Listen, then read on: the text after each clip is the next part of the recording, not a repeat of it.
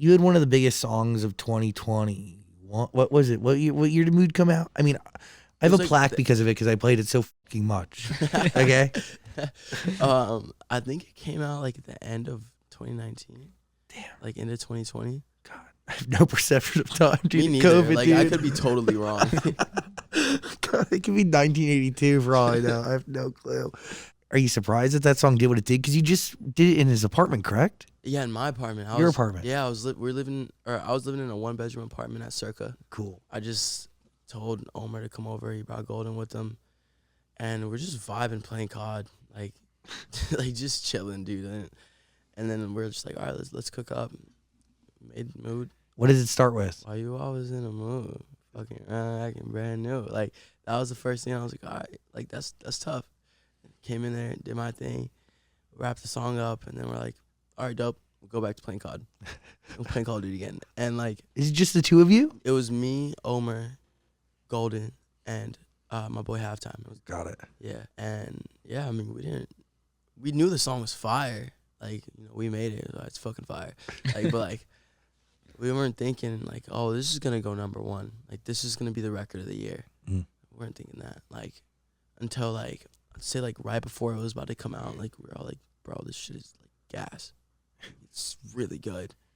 And when it came out, we were like all happy, stoked, whatever. But then I never really cared about like the Billboard stuff, you know, or just like didn't like sit with me, you know, like I just cared about the music. Yeah. You know, I never was like, I want a #1 album, I want a #1 song. Never like that, never had that mentality. And when I went #1, I remember Andale calls me.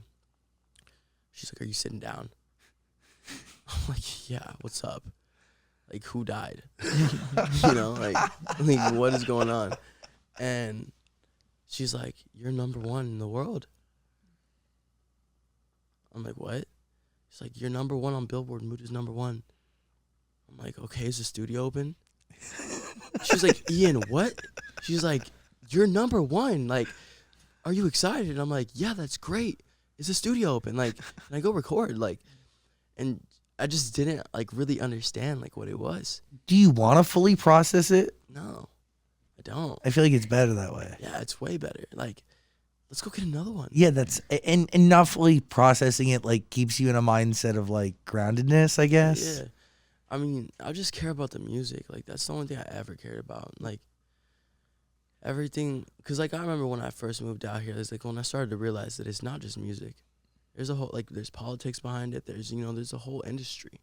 So, like. But even though it's more democratized today than it's ever been, like the opportunity to have a hit record because platforms are at your fingertips, it exists. But it's true though. There's still politics that control those levers. Yeah. And, like, I never wanted to think about that. Never wanted to, like, corrupt my mind with all that stuff. Like, because I feel like it starts, like, slowly starts to distract you from what you're supposed to be doing. And, like, your mind will be, like, just spiraling, like, thinking about what other people's opinions are.